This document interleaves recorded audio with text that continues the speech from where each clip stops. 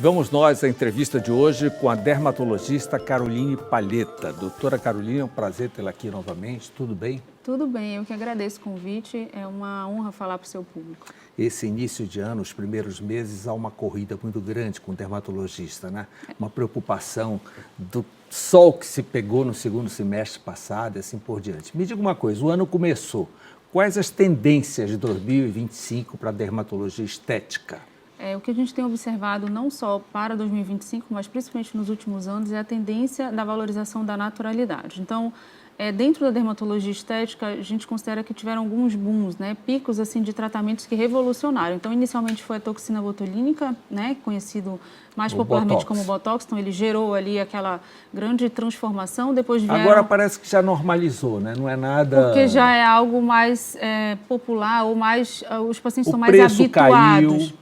É porque também surgiram depois no mercado outras substâncias, outras marcas, então, de alguma forma, a competitividade até das empresas faz com que se torne um procedimento mais acessível, vamos dizer assim, e também se tornou algo mais conhecido do público. Depois a gente teve o boom dos preenchimentos com ácido hialurônico, então também geraram, né, um pico ali de busca de tratamento, gerando... E exagero, né, doutora?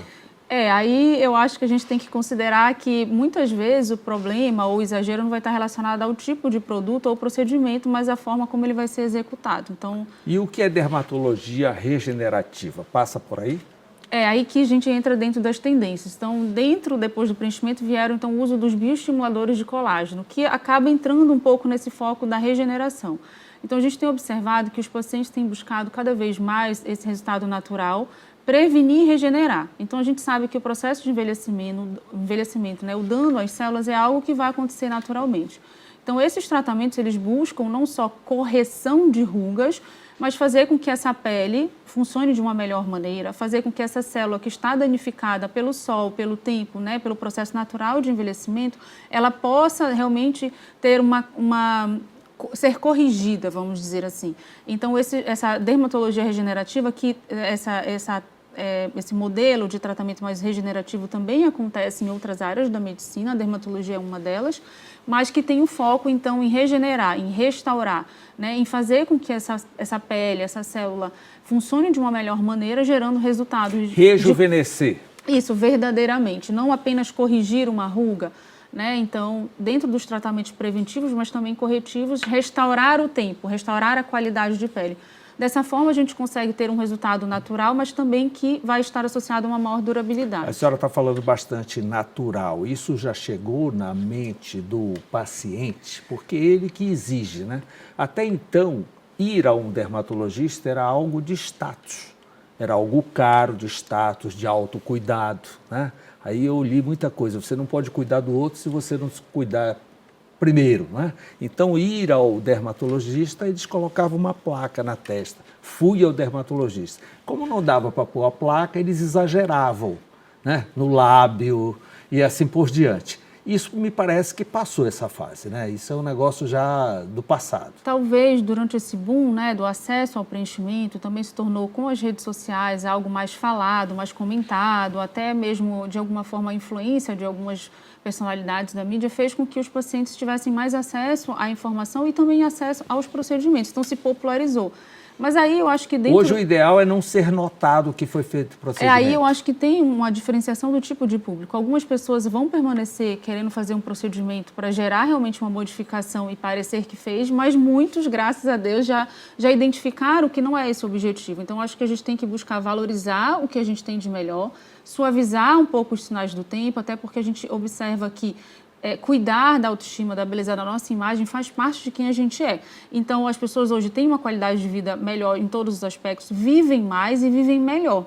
Então, muitas vezes vão cuidar do corpo, da saúde, vão ter uma qualidade de vida e uma longevidade. Então, a nossa imagem, né, a forma como a gente se enxerga e como as pessoas vão nos enxergar, também faz parte desse conjunto, vamos dizer assim. Então, as pessoas não querem só sobreviver, elas querem viver no máximo da qualidade que elas puderem. Então, os procedimentos, eles entram, né, nesse sentido. Então, eu vejo que, quando bem indicado, quando bem executado, com parcimônia, com equilíbrio, pode realmente impactar muito positivamente na autoestima e na qualidade de vida dos pacientes. Doutora Carolina, qual é a idade ideal para iniciar procedimentos anti-envelhecimento ou de rejuvenescimento?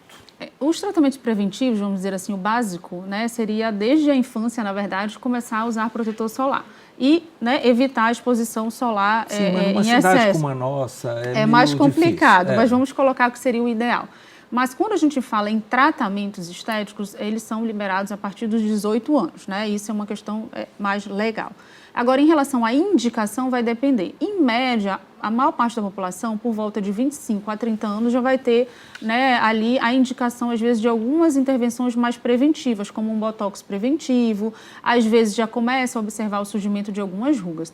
Tudo isso vai estar muito relacionado também a questões genéticas. Então, existem pacientes que herdaram uma característica... É sempre bom fotografar os pais para levar para a consulta. Né? Muitas vezes eu pergunto para os pacientes, a gente estuda, na verdade, os formatos de rosto, os tipos de tendência de envelhecimento, a forma como cada tipo de rosto, conforme a estrutura da pele, espessura de pele, volume facial, estrutura óssea, normalmente existem já determinados padrões da forma de envelhecer. Se você vai ter uma pele mais fina, uma pele que vai enrugar mais, ou um rosto que vai cair mais, isso tudo a gente estuda e a gente consegue identificar. E essa genética segue tranquilamente. Aí com os tratamentos a gente consegue intervir para amenizar, suavizar e prevenir. Então, por volta de 25, 30 anos, a maior parte dos pacientes teriam indicação para começar. Isso vai depender muito.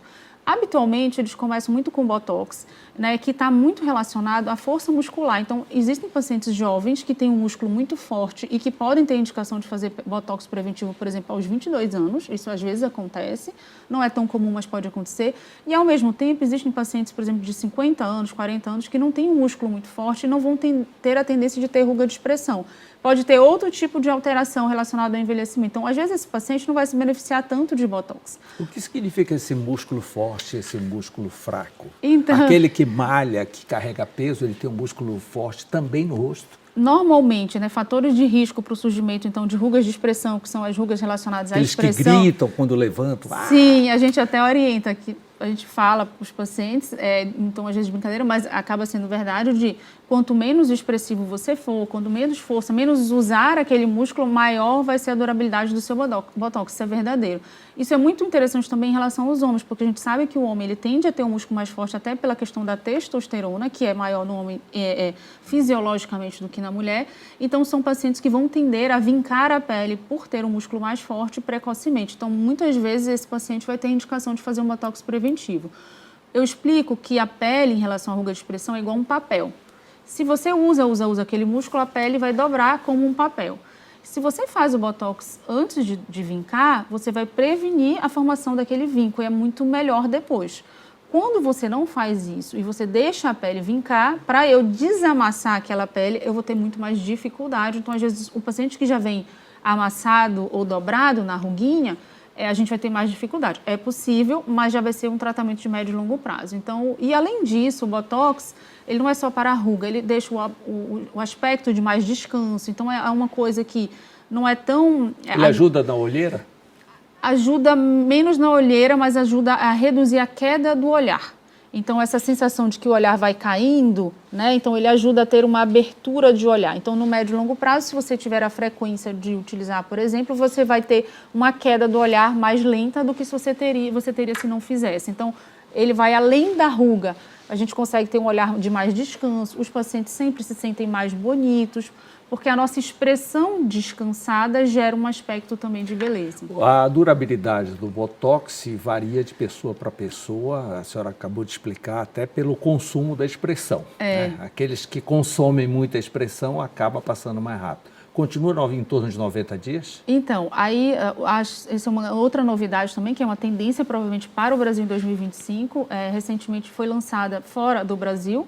É uma toxina que promete ter uma durabilidade maior de até 9 meses, tá? É uma novidade, provavelmente vai estar disponível no Brasil agora em 2025, mas ainda não está. Imagine o preço, também vai ser multiplicado por 9, aí não? As empresas, infelizmente, é que determinam isso. A gente não sabe ainda. Importado, né? São produtos importados. Então, a gente não sabe como vai chegar ao público. É uma toxina que já vem preparada e uma toxina que teoricamente vai durar mais tempo. Então, hoje as toxinas no mercado, em média, a durabilidade é de 3 a 4 meses. Então, é a média. Alguns Doutora pacientes Caroline, podem durar existe mais. uma idade máxima? Eu vejo algumas velhinhas, principalmente, bem esticadas. Isso não sei se é muito legal, não.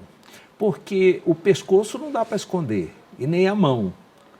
Fica só o rosto esticado, né? Fica meio esquisito. A gente hoje tem tratamento para todo o rosto e todo o corpo. Então, assim, Mas consegue esticar o pescoço? Consegue melhorar muito. Pescoço, braço, colo, mãos, toda a região corporal. Hoje a gente tem tecnologia, né, que também é uma outra grande tendência. Os pacientes, às vezes, reduzirem um pouco o uso do injetável. O injetável é muito interessante, tanto o preenchimento quanto os bioestimuladores, mas as tecnologias elas vão entregar resultados diferentes de qualidade de pele, de espessura, de resistência, de correção de rugas também, de uma forma gradual e bonita. Então, uma pele bonita, bem tratada, ela vai passar um aspecto de beleza, um aspecto de jovialidade, né? Mas proporcional à idade que a gente tem. Então, sim, não existe teoricamente assim, uma idade limite para tratamento estético. Se o paciente não tiver nenhuma contraindicação relacionada à saúde, ele pode executar. O que acontece é graus de resposta. Então, e expectativa em relação ao resultado que a gente pode alcançar. Eu sempre explico, todo paciente, independente da idade, ele pode melhorar. Então, a gente tem que alinhar muito, e eu sou muito clara, né, em relação a isso com os pacientes sempre, de alinhar a expectativa e fazer um bom diagnóstico de indicação. Então, a gente não pode esperar que um paciente de 70 anos vai ter um resultado semelhante a um paciente de 20, mas ele pode ter um resultado muito bom para um paciente de 70 anos, suavizando aquilo que a gente observar como incômodo, mas proporcional à idade dele. Efeitos colaterais do Botox? Os efeitos colaterais mais comuns são efeitos colaterais que não são graves, são temporários, como, por exemplo, ficar roxo, né, que a gente chama de equimose ou hematoma, ficar uma pápula mais avermelhada, como se fosse uma bolinha vermelha logo após a aplicação, você sentir um pouquinho de dor. Alguns pacientes podem ter um pouco de dor de cabeça após a aplicação do Botox, que pode durar ali de 2 a 7 dias. São os efeitos colaterais assim, mais observados, né? Efeitos colaterais que, na verdade, são adversos, que não são esperados, são pitose, né? Às vezes uma queda da pálpebra, mas normalmente vão estar associados a... E alguma contraindicação? Pacientes que têm miastenia graves, que é uma doença que atinge também a musculatura, então esses pacientes têm uma contraindicação. Mulheres grávidas, a gente não realiza nenhum tipo de tratamento estético em mulher grávida. Basicamente são as principais contraindicações. Ou infecção no local. Quer dizer que a mulher, na gravidez, ela levanta todos aqueles produtos que ela usa? A gente sempre pede, eu pelo menos oriento os pacientes que já têm o desejo, né? Aqueles ácidos e sabonetes diferentes, tudo tem que levantar tudo. Aí a gente pede para a paciente já ser um pouco mais conservadora se já deseja, né, engravidar, e quando engravida realmente suspender, voltar ao médico, dermatologista, para ter uma orientação. Existem sim produtos que podem ser utilizados com segurança, que têm perfil de segurança, mas muitos não podem. Então, ácidos, cremes derivados de ureia, ácido salicílico, que às vezes pode estar realmente na composição de cremes e sabonetes, por exemplo, para a acne. Esses medicamentos, ácido retinóico, são medicamentos proscritos, ou seja, não podem ser utilizados durante a gestação e muitos também não podem ser utilizados na amamentação. Mas existem substâncias como hidratantes, outros tipos de sabonetes, existem ácidos, por exemplo, como o ácido azelaico, que já tem um perfil de segurança. Que são, inclusive, recomendados. Sim, né? Durante a gestação. Protetor solar pode ser utilizado, então existem produtos que podem ser, sim, utilizados. Doutora, na busca dessa naturalidade que a senhora falou, eu vejo que muitos famosos estão desistindo da harmonização facial. Como é que é tirar essa harmonização? Cai tudo novamente? Então, isso tudo vai depender do grau de flacidez prévio do paciente, do volume que foi colocado e do tempo que o paciente ficou com aquele volume em excesso, vamos dizer assim, na pele. De forma geral, a gente vai utilizar uma enzima que se chama hialuronidase. É uma enzima que degrada o ácido hialurônico. É uma enzima que a gente tem naturalmente no corpo, mas em menor quantidade, por isso que é um produto que não é permanente, né? Ele vai sendo degradado ao longo do tempo. Quando o paciente, por alguma razão, ou intercorrência, ou excesso de tratamento, não gostou do resultado, ou formou nódulos, a gente vai fazer, então, a aplicação dessa enzima que vai dissolver o ácido hialurônico. De forma geral, o tecido ele vai tender a voltar ao estado original dele, né? Mas, se o paciente persistir durante muito tempo, isso poderia, hipoteticamente, ter um produto que, pressionando a pele, gerando um volume né, além do desejado num tecido frouxo como às vezes pálpebra, poderia gerar um aumento da flacidez naquele tecido. Então, e essa demanda tem ocorrido? Sim, sim, eu tenho bastante experiência, né, e a gente tem observado como tem aumentado, né, o número de aplicações de preenchimentos, especialmente nos últimos anos no Brasil e no mundo. Nos últimos 4 anos, aumentou a demanda de pacientes querendo reverter procedimentos realizados por diversos profissionais. Então, hoje a gente sabe que a forma mais eficiente de realizar isso é fazendo guiado por ultrassom. Então, eu tenho já há quase 4 anos um aparelho de ultrassom no consultório, que me auxilia quando eu recebo pacientes de outros profissionais que desejam retirar procedimentos prévios. Assim a gente consegue identificar o tipo de produto, porque existem outros tipos de produto. Quando não fui eu que realizei, a gente não vai poder, né? Às vezes o paciente não sabe dizer o que foi utilizado. Não são todos os produtos que a gente consegue reverter. Por exemplo, o PMMA a gente não consegue dissolver com a hialuronidase. A gente usa, então, o aparelho de ultrassom para identificar o produto e para fazer a retirada, sabendo onde o produto está. PMMA, que é muito usado no tratamento do bumbum, né? Como é que é retirar ele? O que é esse? O PMMA é um polímero sintético, então é como se fosse um plástico. Ele é o polimetilmetacrilato. Que tem dado esses problemas, vira e mexe aí, da polícia. Ele é o polimetilmetacrilato, é um produto utilizado há muitos anos. Inicialmente, no Brasil, ele foi autorizado pela Anvisa para ser utilizado em preenchimento, correções volumétricas em pacientes HIV positivo. Porque, anteriormente, o tratamento para o HIV desses pacientes gerava muitas alterações de perda de volume e deformidades. Então, os pacientes ficavam com o rosto muito cadavérico. Então, o PMMA foi autorizado para esse uso em pequenas quantidades. E aí continuou sendo permitida a utilização dele. Hoje, os pacientes HIV, com os tratamentos disponíveis, eles não têm praticamente esse tipo de alteração. Mas muitos profissionais passaram a utilizar esse PMMA para fazer tratamento em pacientes que não têm nenhuma comorbidade. Porque, habitualmente, é um produto muito mais barato do que os outros tipos de produtos. Além disso, outros preenchedores. Os outros preenchedores. Então, você consegue injetar um volume muito grande com um valor de preço muito menor. Tá? Além disso, ele é um produto permanente, né? Ele não sai do organismo, ele é como se um chiclete, vamos dizer assim. É uma prótese. Vira uma prótese. Só que a prótese, por exemplo, uma prótese de silicone, se der alguma complicação, habitualmente você remove ela inteira. Mesmo hoje em dia, né, os produtos mais modernos, se ela rompe, ela não vai se espalhar. E o PMMA, ele fica grudado no tecido. É como se fosse um chiclete num cabelo. Você não vai conseguir tirar se você precisar, se acontecer alguma intercorrência, porque o organismo é algo vivo. E quando se fala em bumbum, tem alternativa que não seja o PMMA? Então, por exemplo, o PMMA, igual eu te falei, se tiver um chiclete grudado no cabelo, você não vai conseguir tirar o chiclete sem tirar um pedacinho do cabelo. Então, isso acontece nos casos de intercorrência relacionados ao PMMA. Então, o que a gente sabe é que hoje existem diversos tratamentos que podem entregar resultados muito bons com segurança. Então, não vejo razão hoje, diante de diversas possibilidades no mercado, de se manter o uso do PMMA para fins estéticos, especialmente em volumes muito grandes. Porque a gente não sabe em que momento o corpo pode reagir contra a presença dele e ele, para remover, você vai precisar remover cirurgicamente e muitas vezes isso vai gerar deformidade nos pacientes. E ele pode gerar problemas em qualquer momento da sua vida. Pode não ser nos primeiros anos, mas tem pacientes que podem ter isso 5, 10, 20 anos depois da aplicação. E a gente, como eu havia falado, a gente vive muito tempo. E essas pessoas que querem remover essa harmonização, elas ficam sem nada? Elas retiram tudo e ficam sem nada? Ou tem que dar retoque? Aí vai depender, né? O que eu observo muito frequentemente no consultório, 2 regiões são as regiões principais dos pacientes que fizeram procedimento com outros profissionais me procurarem e olheira.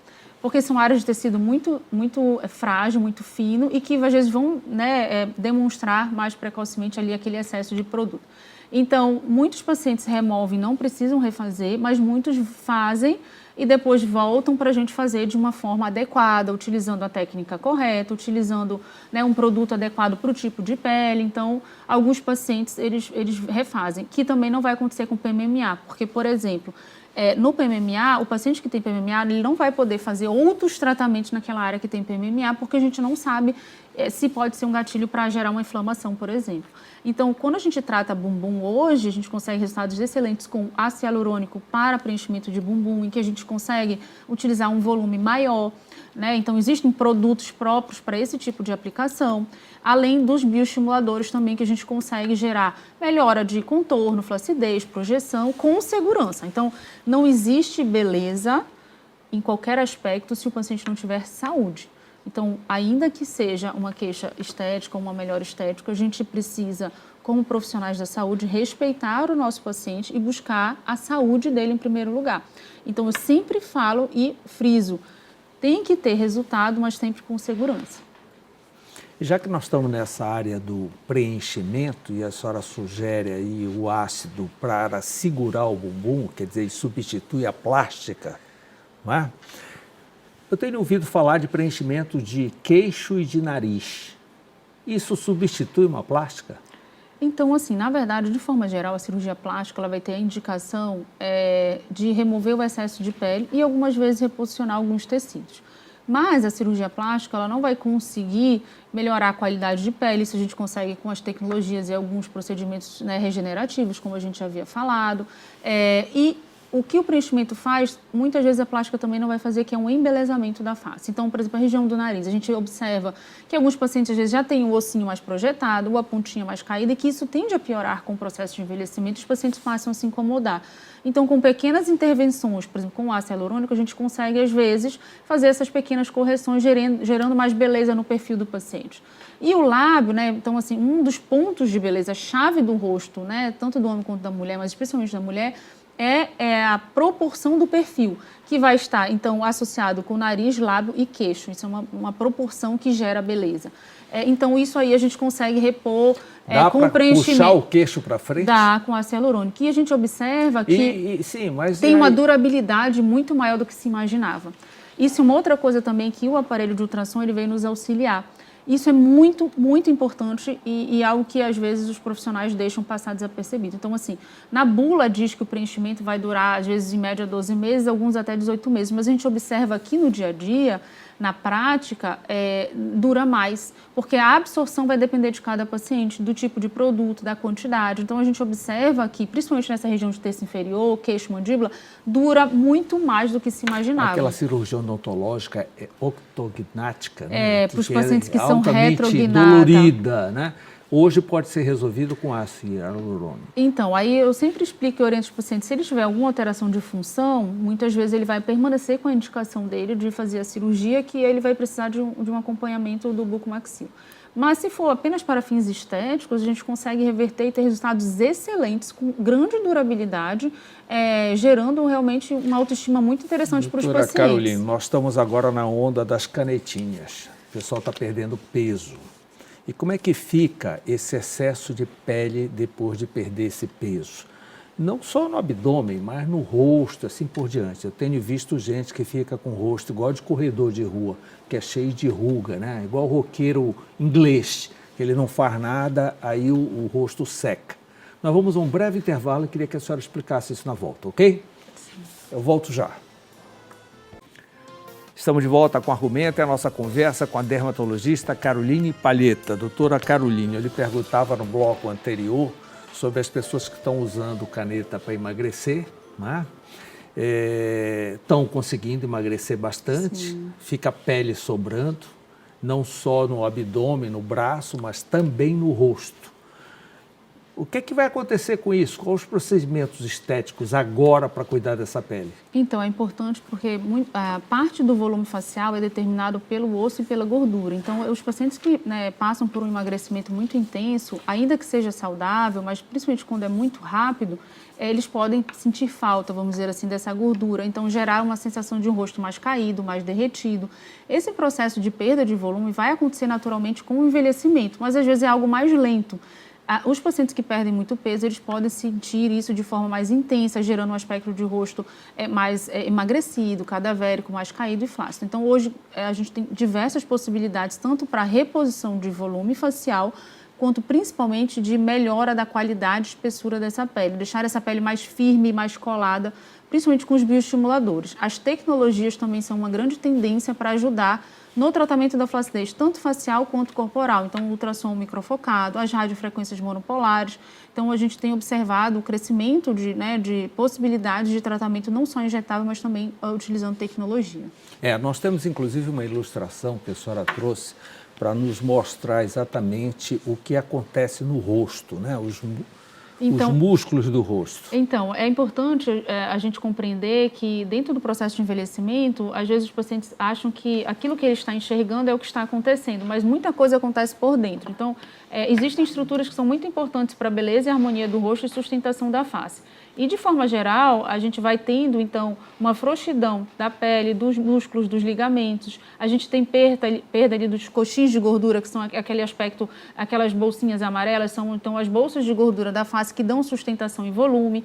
E, especialmente, essa gordura, ela vai ser muito impactada, por exemplo, no processo de envelhecimento. Isso tende de envelhecimento e também nos pacientes que têm um emagrecimento mais acelerado. Então, por isso que, quando emagrece muito rápido, se você reabsorve essa gordura, o paciente sente que o rosto ficou mais flácido, mais caído. Então, a gente vai precisar avaliar o grau de perda de volume do paciente, o grau de flacidez para saber o que abordar. Então, isso vai acontecer naturalmente no processo de envelhecimento, mas pode se acelerar com as perdas, então, de peso associadas, por exemplo, a esses emagrecedores, vamos dizer assim. E é interessante também a gente observar que, como eu havia falado, a gente envelhece todas as estruturas do rosto, profundas e superficiais. Então, o osso vai sendo reabsorvido, por isso que muitas vezes a gente tem retração também do queixo com o processo de envelhecimento, e o preenchimento ele vai ajudar a repor esse osso. Né? Então, a gente tem reabsorção óssea, que gera, então, o surgimento também de rugas e afundamentos, por exemplo, da região da olheira. A gente tem frouxidão da musculatura, então, os aparelhos de ultrassom focado... Não dá para exercitar esse rosto, não, né? Então... Só com o sorriso. Seria interessante se a gente pudesse exercitar somente a musculatura elevadora, vamos dizer assim. Então, mas como os músculos são muito imbricados, vamos dizer, os músculos depressores e elevadores, fica mais complexo fazer isso. Se a gente tivesse como... ajudar na musculação somente dos músculos que levantam o rosto seria maravilhoso. Mas existem os músculos que são depressores, que puxam o rosto para baixo. Esses daí a gente consegue pontualmente, por exemplo, na região do pescoço, tratar, por exemplo, com botox, para reduzir a queda, por exemplo, do canto da boca, a queda aqui do contorno, né? Então, a gente precisa compreender que o envelhecimento ele vai acontecer em todas as camadas quando a gente propor um tratamento. Por isso, também, que muitas vezes o preenchimento, apesar de ser interessantíssimo, para muitos casos, ele não vai resolver todos os problemas.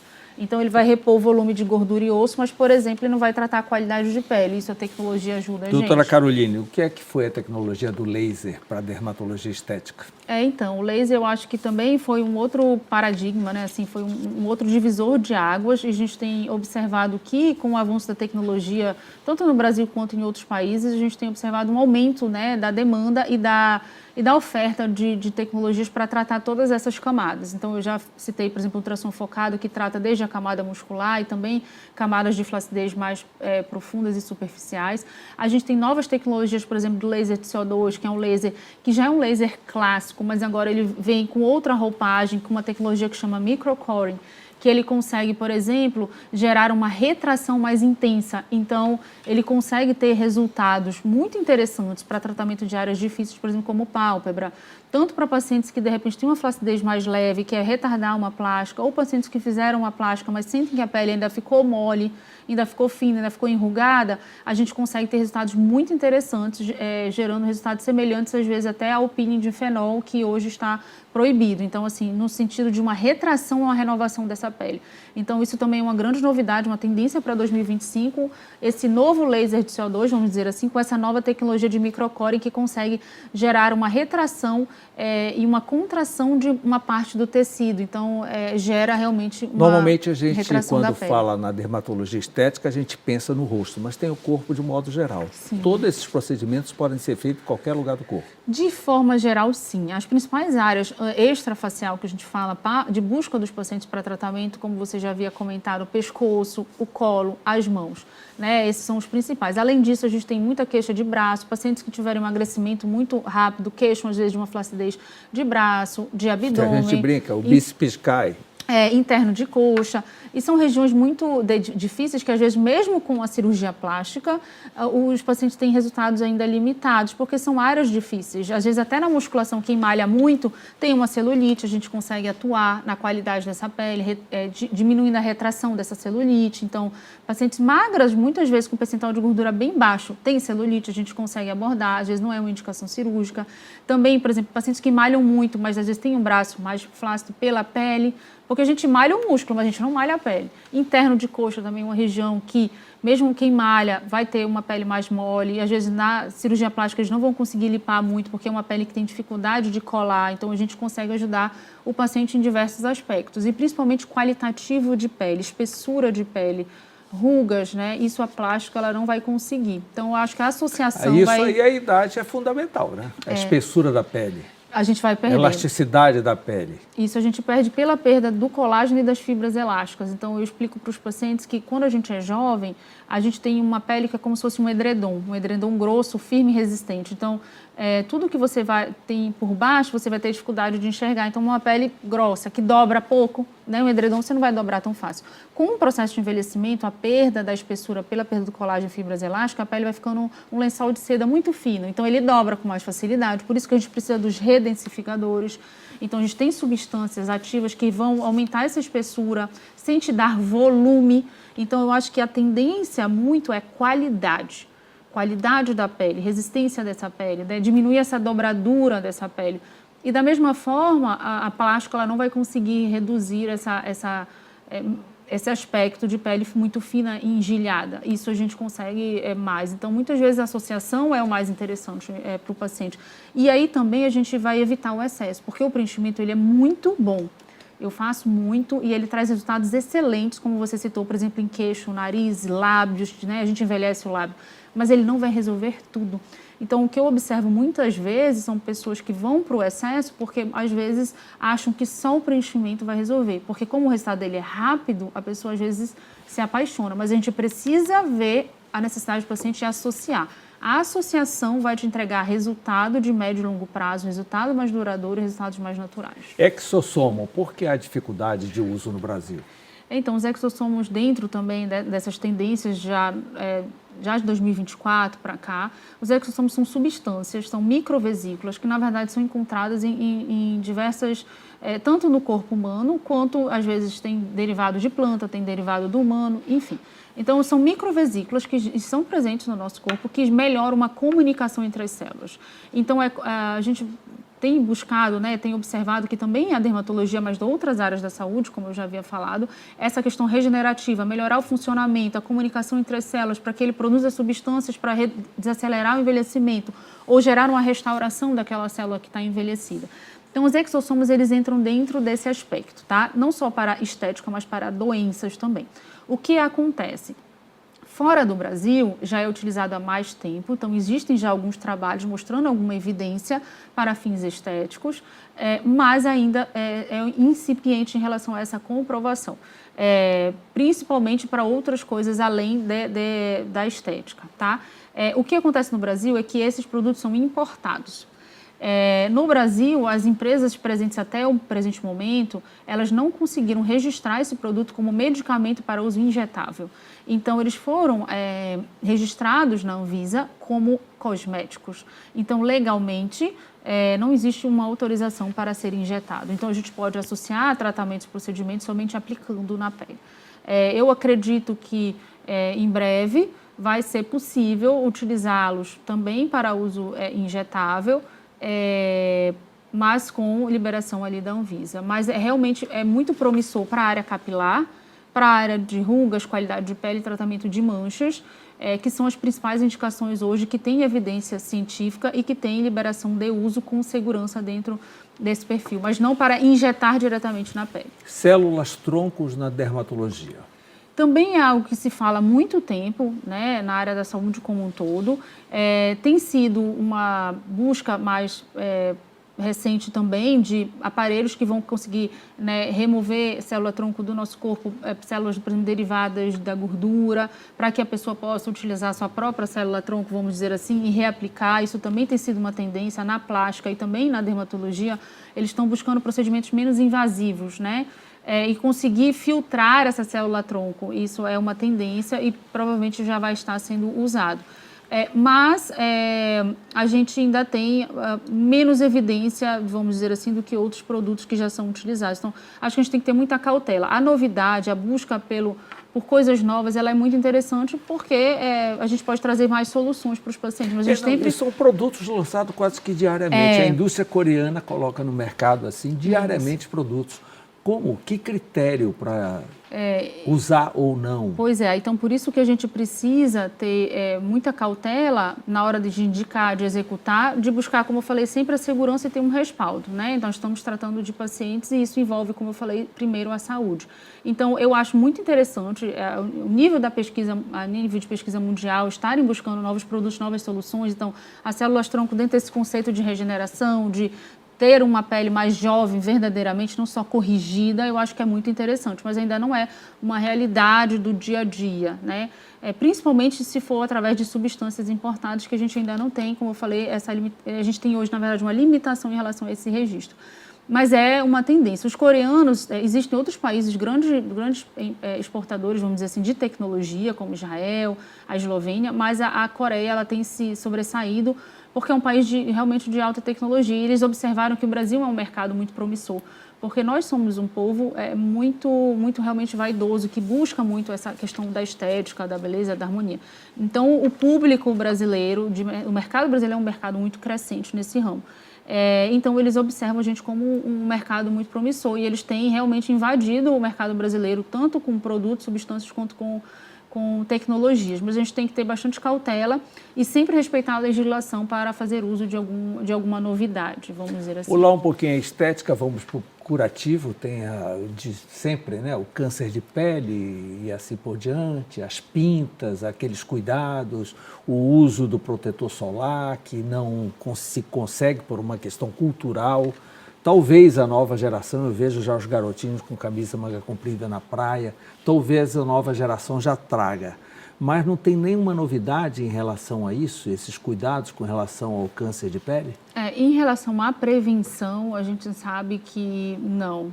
Então, o básico ainda nesse aspecto vai continuar funcionando. Então, cuidar muito da pele das crianças, porque eles não vão ter autonomia, então vai depender muito dos pais. A gente sabe que a principal incidência de radiação que vai impactar no surgimento de lesões pré-cancerígenas ou cancerígenas e até do processo de envelhecimento de mancha é o sol que a gente vai pegar acumulado até os 18 anos.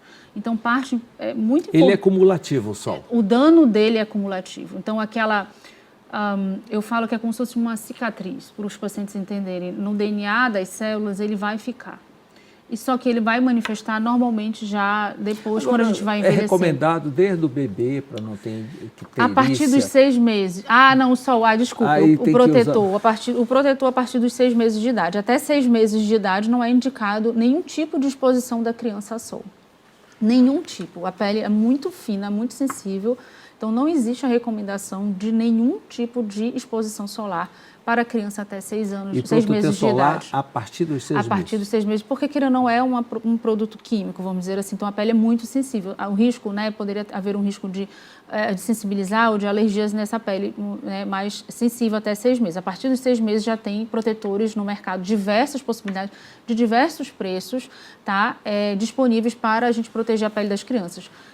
Então, ainda hoje, evitar a exposição, fazer uso, às vezes, de barreira, como o senhor falou, às vezes, para crianças, Então, as blusas, o chapéu, principalmente esse sol do dia a dia, mas também o sol da praia. Então, as queimaduras solares também são fator de risco para câncer de pele. Muitas vezes as pessoas falam, eu não pego muito sol, mas 3 vezes ao ano eu vou para Salinas e me tosto. Um exemplo. Essa pouca exposição crônica, mas com queimadura é fator de risco para câncer de pele. Então, os 2 tipos de exposição, tanto a crônica todo dia um pouco, as pessoas que trabalham ao ar livre ou que fazem atividade ao ar livre todos os dias ou toda semana, mas também as queimaduras solares são fatores de risco para câncer no futuro. Então, a incidência no consultório tem crescido ou diminuído? A consciência aumentou? Eu acho que a busca dos pacientes para, a busca de forma geral para ter um cuidado, então acaba levando os pacientes para buscar um diagnóstico mais precoce. Eu acredito que também a consciência dos pacientes em relação à prevenção fez com que uma geração mais nova, como o senhor mencionou, tenha uma exposição menos frequente ao sol. Então, a gente vê gerações que já se preocupam um pouco mais com isso, já pelo menos passa protetor. Então, hoje é muito incomum eu pegar pacientes de meia idade falando como pacientes de mais de 50, 60 anos, 60 a mais, que falam que passavam óleo de urucum, por exemplo, óleos para se bronzear, que passavam assim 30 dias se bronzeando. Então, assim, hoje eu vejo que é muito menos frequente. Então, eu acho que a informação ajuda também nesse aspecto preventivo, né? Eu acho que hoje as pessoas estão mais conscientes dessa compreensão da importância de fazer isso. Para queixas estéticas como manchas, melasma, mas também para a prevenção do câncer de pele. Doutora Caroline, a senhora acaba de lançar um Instituto de Ensino e Pesquisa, Instituto Caroline Palheta. Qual o objetivo e como funciona? Então, o ICP é um projeto, na verdade, que eu venho pensando, e idealizando já há alguns anos. Dentro da minha formação... A senhora já é docente, né? Eu já tenho uma história, acho que desde a faculdade eu sempre gostei de ensinar, sempre fui monitora. Então, após eu concluir a residência, eu fiz no Rio de Janeiro, voltei, eu já iniciei o mestrado. Então, eu sempre estive tanto na clínica, no atendimento, mas também estive na docência. Então, fui preceptora de residência médica, também da graduação. Então, é uma coisa que eu gosto muito, que é de ensinar. De alguma forma, quando você ensina, você acaba aprendendo também. E aí, agora, eu já venho com uma outra roupagem voltada para o ensino de médicos, então, de colegas médicos que atuam, então, na dermatologia, especialmente na estética. A gente tem observado no mercado um aumento do número de faculdades médicas. O número de médicos daqui a 10 anos também, vai estourar. De especializações dentro da área da dermatologia. E isso gera uma demanda também dessas pessoas continuarem estudando e se aperfeiçoando. Então, é um mercado crescente. E muitas vezes não vai ter vaga, às vezes, de residência e especialização para todas essas pessoas. E mesmo nas especializações, a gente aprende muito, a gente tem uma bagagem, mas é normal que o profissional ele queira continuar se atualizando ou se aprofunde. Então, o Instituto ele entra dentro desse modelo de complementação do ensino. Então, os médicos querem se aprofundar em tópicos, por exemplo, como preenchimento de áreas mais difíceis, preenchimento labial, então, preenchimento full face. O ensino prático. Isso, a gente vai disponibilizar uma plataforma para que os alunos tenham acesso à aula teórica online, para que durante o workshop prático, então a gente vai ser muito voltado para treinamento prático, que é uma grande demanda. Isso vai facilitar o acesso na nossa região, a um ensino de qualidade, para que esses médicos, por exemplo, não precisem ir para outros lugares fazer esse seu treinamento e seu aprofundamento. Então, eu tenho uma vivência como médica, formada há 16 anos, dermatologista, eu sou há 13 anos dermatologista e tenho realmente uma atividade diária de fazer procedimentos todos os dias e gosto muito de ensinar e me formei para isso, Como eu já havia falado, tenho mestrado. Então, o uso de equipamentos e assim por diante. Sim, vamos ter módulos. Então, a gente já tem um calendário, do primeiro semestre. Logo em breve a gente vai lançar o calendário do segundo semestre. Então, a gente tem um estabelecimento físico, o Instituto? Então, funciona já na minha clínica, que já é uma clínica de 200 metros quadrados, que funciona dentro de um atendimento já de um grande número de pacientes já há bastante tempo. Então, a gente já tem uma estrutura para receber esses alunos e também os pacientes modelo. Então, a gente vai ser voltado para o ensino prático, de workshops práticos de aprofundamento dentro da dermatologia estética. Vamos ter também um modelo de fellow, em que o médico vai se candidatar a uma vaga para acompanhar o serviço. Então, assim, as pessoas que querem compreender como funciona um serviço de excelência, como funciona o fluxo de atendimento de um paciente, para ele adquirir expertise de como funciona uma empresa. Porque o que a gente observa também dentro dos médicos, nós somos muito ensinados a estudar, a ser bons tecnicamente, medicina e mas quando você paciente se forma, você vira empresário, na verdade. Eu falo, você abriu uma porta, você já é empresário. Então, eu vejo que não tem uma bagagem muito grande da prática de fluxo de caixa, de atendimento de fluxo de paciente, de controle de paciente, de agendamento, de retorno desse paciente, de protocolo de tratamento, protocolo de acompanhamento. Então, o fellow ele vai disponibilizar também aos alunos terem essa vivência. Então, a gente está focado muito no treinamento prático de excelência. Vamos ter também, provavelmente, cursos voltados para intercorrência. Então, muitos colegas ainda não têm uma vivência... Já ocorreram os primeiros cursos? A gente já teve curso de harmonização de bumbum, de preenchimento e biomodel de bumbum. Vamos ter agora, na próxima semana, o de preenchimento labial.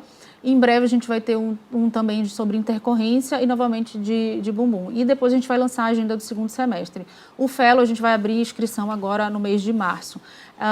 Então, esse módulo de intercorrência, o que a gente observa é que mesmo colegas médicos com bastante experiência não têm tanta vivência de atender intercorrência de outros profissionais. E a gente precisa ser capacitado para prevenir, diagnosticar e tratar dos nossos pacientes no aspecto preventivo e, às vezes, de outros profissionais que executam e os pacientes, às vezes, nos buscam. Né? É uma coisa nova atuar também nesse ramo, vamos dizer, de complicações realizado por outros profissionais. Então, a gente está muito feliz de eu poder oferecer um tipo de treinamento de excelência para os colegas médicos em um lugar em que a gente vai associar tecnologia e experiência. Parabéns por esse braço de ensino. É muito importante socializar todo esse conhecimento e essa experiência que a senhora adquiriu.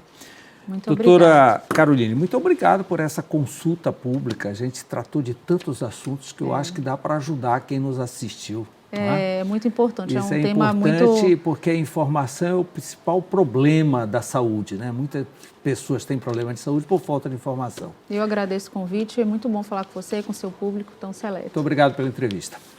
Obrigado pela sua companhia, estaremos de volta na próxima segunda-feira no mesmo horário. Tchau.